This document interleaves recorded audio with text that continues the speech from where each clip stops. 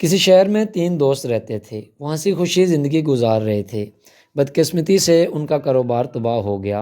انہوں نے بڑھتی ہوئی بے روزگاری اور مہنگائی سے تنگ آ کر کسی دوسرے شہر میں کاروبار کرنے کا فیصلہ کیا۔ چنانچہ انہوں نے کچھ پیسے اور ضروری سامان ساتھ لیا اور سفر کو روانہ ہو گئے۔ چلتے چلتے وہ ایک شہر کے قریب پہنچے۔ دن بھر کی مسافت نے انہیں تھکا دیا تھا۔ بالآخر وہ ایک درخت کے نیچے آرام کرنے کے لیے بیٹھ گئے۔ اچانک ان میں سے ایک دوست کی نظر قریب پڑی تھیلی پر جا پڑی۔ اس نے دوڑ کر تھیلی کو اٹھا لیا۔ جب اسے کھول کر دیکھا تو وہ تینوں خوشی کے مارے اچھل پڑے۔ وہ تھیلی سونے کے سکوں سے بھری ہوئی تھی۔ انہوں نے فیصلہ کیا کہ اس رقم کو 3 برابر حصوں میں بانٹ لیں گے۔ اسی دوران انہیں بھوک لگی۔ انہوں نے اپنے میں سے ایک ساتھی کو کچھ پیسے دے کر بازار بھیجا کہ کھانے کا کچھ سامان لے آئے۔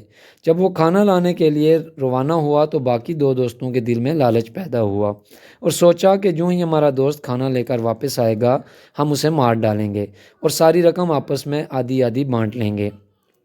کچھ ایسا ہی لالچ ان کے تیسرے دوست کے دل میں بھی پیدا ہو گیا جو کھانا لینے بازار گیا تھا۔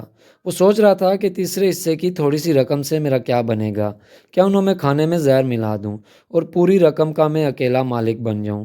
مگر فوراً ہی یہ خیال اس کے دل و دماغ سے غائب ہو گیا۔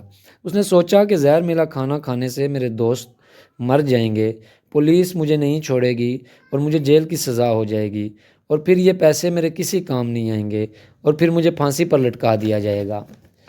اس نے لالچ کو اپنے دل سے نکال دیا۔ ادھر دوستوں کے دل میں یہ خیال آیا کہ ہم رقم کی لالچ میں اسے قتل تو کر دیں گے مگر اس جرم سے ہمیں سزائے موت ہو جائے گی اور یہ رقم بھی ہمارے کسی کام نہیں آئے گی۔ یہ سوچ کر انہوں نے فوراً قتل کا منصوبہ اپنے دل سے نکال دیا۔ اسی اثنا میں تیسرا دوست کھانا لے کر پہنچا۔ تینوں دوست کھانے پر ٹوٹ پڑے۔ کھانا کھا کر خداوند کریم کا شکر ادا کیا اور اس بات کا بھی شکر ادا کیا کہ وہ لالچ جیسی بری بلا سے بچ گئے، اور پھر تینوں نے تھیلی سے رقم نکال کر گنتی کی اور پھر اسے 3 حصوں میں برابر تقسیم کیا اور خوشی خوشی اپنی منزل کو روانہ ہو گئے۔ اسی طرح وہ تینوں عبرت ناک انجام سے بچ گئے۔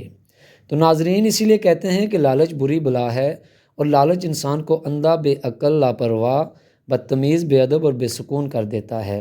لہٰذا عقل مندی اس میں ہے کہ ہم لالچ اور دوسروں کے مال پر نظر رکھنے سے بچتے ہوئے قناعت اور سادگی کو اپنائیں۔